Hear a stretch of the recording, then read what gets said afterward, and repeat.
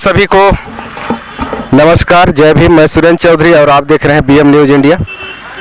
अभी आज भरतपुर सोनहत के विधानसभा के प्रत्याशी माननीय श्याम सिंह मरकाम जी यहाँ पर नामांकन के लिए आए हुए हैं और आज इस नामांकन में आए सभी दूर दूर से बहुत सारे साथी यहाँ पर पहुँचे हुए थे। तो मैं सबसे पहले उनसे आज बात करना चाहूँगा कि आज जिस प्रकार से आपके नामांकन में यहाँ पर लोगों की भीड़ लगी, तो आप उनको क्या संदेश देना चाहेंगे? सबसे पहले बीएम न्यूज़ इंडिया के माध्यम से समस्त मतदाता और क्षेत्र के सभी वरिष्ठ जनों को मैं सादर सेवा जोहार करता हूं। गोंडवाना गणतंत्र पार्टी के द्वारा आज अंतिम तिथि पर नाम निर्देशन पत्र हम लोगों के द्वारा भरा गया है और इसमें जो जन सैलाब पहुंची यहाँ, निश्चित तौर पर वो जन सैलाब अपने से लोग आए हैं, कोई ढोए हुए लोग नहीं हैं। उनको ढो के नहीं लाया गया है, पैसा से नहीं लाया गया है। चूँकि गोंडवाना गणतंत्र पार्टी और बहुजन समाज पार्टी में लोग निष्ठा और आस्था और विश्वास के साथ काम करते हैं और मैं तो उनको संदेश देना चाहूँगा कि आने वाला जो 17 तारीख को मतदान होना है, उस मतदान में आप सब लोग अपने हक और अधिकार के लिए लड़ाई के लिए आप गोंडवाना गणतंत्र पार्टी और बहुजन समाज पार्टी के जो संयुक्त प्रत्याशी मुझे बनाया गया है दोनों पार्टी के द्वारा, उनके पक्ष में आप आरी छाप का जो बटन है उसको दबाइए और अपने भाग्य का फैसला खुद करिए।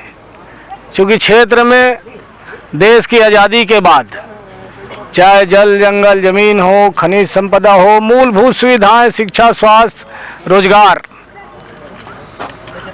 इसका भी बड़ी अभाव है। अभी तक लोगों तक उनका हक अधिकार नहीं पहुंच पाया, गांव तक सड़क नहीं पहुंच पाया, लोगों को पीने का पानी की व्यवस्था नहीं है, शिक्षा के लिए मास्टरों की कमी है और मास्टर है वहां बिल्डिंग नहीं है और अस्पताल है तो वहां डॉक्टर नहीं है। तो इस तरह यहाँ के जो जनप्रतिनिधि हैं और जो कांग्रेस और भारतीय जनता पार्टी के लोग कह रहे हैं कि हमने बहुत विकास किया, तो हमें तो नहीं लगता, हमारे चश्मा में कहीं नहीं दिख रहा है विकास। हमने विकास खोजा लेकिन कहीं विकास नहीं मिल पाया। तो यहाँ पर जैसे जिस प्रकार से वर्तमान विधायक अपने हर वक्तव्य में, हर भाषण में, हर मंचीय कार्यक्रम में उन्होंने एक ही शब्द को बोला है कि मैंने यहाँ विकास का गंगा बहाया और भूपेश जी के आशीर्वाद से हम यहाँ पर बहुत सारे विकास किए हैं। तो कुछ विकास हो पाया है या फाइलों में विकास दिख रहा है? निश्चित तौर पर क्षेत्र में तो कोई विकास नहीं दिख रहा है। अगर हम उनके एक और गांव है उनकी बात करें, तभी तक के वहाँ WBM जो सड़क होता है वो भी नहीं पहुँच पाया है। ये बगल में ही है धर्मपुर, जहाँ उनकी ससुराल है। मैं ज़्यादा दूर की बात नहीं करूँगा क्योंकि हम सब गाँव का दौरा कर रहे हैं। और बाकी तो भाई अब अगर हम बात करें कोटाडोल के आगे से, ठीक है ना, कोटाडोल से अगर हम रामगढ़ की ओर जाएं तो कोई रास्ता नहीं है। 76 साल की आज़ादी के बाद क्या अभी हम बंसीपुर और इधर चले जाएं नवा टोला, ठीक है ना, हर्राडी, देवती डाड़, यहाँ पर आज तक सड़क नहीं पहुँच पाया, वहाँ स्कूल नहीं है। तो जहाँ जहाँ देश में मूल निवासी समाज के लोग रहते हैं वहाँ विकास की अभाव है। ये नहीं चाहते उनका विकास हो, ये नहीं चाहते वहाँ वो लोग अच्छा पढ़े लिखे और अच्छे जगह में वो अपना विकास कर सकें, अपने पैर में खड़ा हो सकते हैं। ये कांग्रेस और भारतीय जनता पार्टी नहीं चाहती है।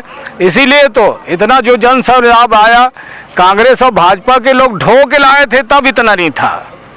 गोंडवाना गणतंत्र पार्टी के इस कार्यक्रम में अपने से लोग इतने लोग आए, तो यही तो बता रहा है कि आने वाला 2017 यानी 23 के जो 17 नवंबर है, 17 नवंबर को जो वोट पड़ेगा और रिकॉर्ड मतों से हम लोग यहाँ जनता हमें आशीर्वाद प्रदान करेगी और हम विजय श्री होंगे। तो जिस प्रकार से अभी जो भूपेश की सरकार थी, कांग्रेस का जो सरकार यहाँ पर चल रहा था, उन्होंने कहा हम सुदूर ग्रामीण क्षेत्रों को शहरों से जोड़ने का काम किया है, सड़क और पानी सभी व्यवस्था किए हैं। तो उसमें आपको कुछ व्यवस्था नज़र आ रहा है? हमें तो कुछ व्यवस्था नज़र नहीं आ रहा है। यहीं से लगा हुआ कलेक्ट्रेट के पीछे में आप चले जाइए, चौघड़ा और एक खैरबना है, खैरबना में अभी तक सड़क नहीं गई है, ठीक है ना। वहाँ बैगा परिवार के लोग रहते हैं, वहाँ पीने के लिए पानी नहीं है।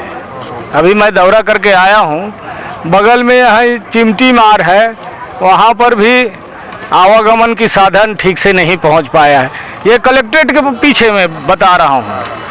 तो लोग तो कहते हैं कि दूर की बात करते हैं, दूर में तो कोई विकास ही नहीं हुआ। जब कलेक्ट्रेट के अगल बगल विकास नहीं हुआ है, शहर से लगा हुआ गांवों का विकास नहीं हुआ है, लोग आज रोजी रोजगार के लिए भटक रहे हैं, लोगों को पलायन करना पड़ता है, दूसरे प्रदेश जा करके वो ईंट भट्टे में काम कर रहा है, रोजी मजदूरी कर रहा है।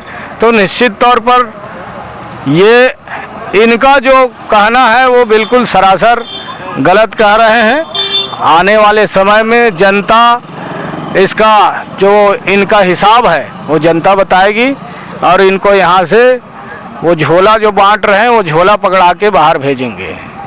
तो जिस प्रकार से यहाँ पर आप अभी जैसे बोल रहे हैं कि वो झोला अपना बांट रहे हैं, अपना पहचान बता रहे हैं, अपने विकासों को गिना रहे हैं, लेकिन जिस प्रकार से धरातल में आप देखें तो यहाँ पर कोई काम नज़र नहीं आ रहा है। आपके माध्यम से भी यही जानने को मिल रहा है और पब्लिक भी जानती है, समझती है। पहले की नहीं है कि जैसे देखते थे कि हमारा पुराना छाप है तो उस पर अब लोग नहीं जाते हैं, अब लोग काम को तलाश रहे हैं, लोग शिक्षित हो रहे हैं और अपने रोजगार को तलाश रहे हैं। तो आप जो रोजगार जिन युवाओं के पास नहीं है, उन युवाओं के लिए आप क्या करना चाहेंगे यदि आप चुन करके आते हैं? बिल्कुल, अगर हमको जनता अगर आशीर्वाद प्रदान करती है, विधानसभा में जाके विधानसभा में हम तो बात रखेंगे, लोगों को गांव में ही रोजगार मिलना चाहिए और जो पढ़े लिखे हैं उनको नौकरी मिलना चाहिए। क्षेत्र में कुछ औद्योगिक कार्यक्रम भी चलना चाहिए, सहकारिता के माध्यम से भी रोजी रोजगार दिया जा सकता है। जरूरी नहीं है बड़ा कंपनी लाना, किसानों को भी कंपनी बनाया जा सकता है, किसान ही उसमें काम करेंगे। और इतना बड़ा यहाँ कोयला खदान है कि कोयला खदान में लोगों को रोजी रोजगार मिल पा रहा है। तो निश्चित तौर पर यहाँ DMM फंड जो है वो उसका भी बंदर बांट हुआ है यहाँ। तो सारे जगह में बंदर बांट हुआ है, एक ही घर में जनप्रतिनिधि भी हैं और सरकार के खजाना से पैसा भी ले रहे हैं दूसरे मत से।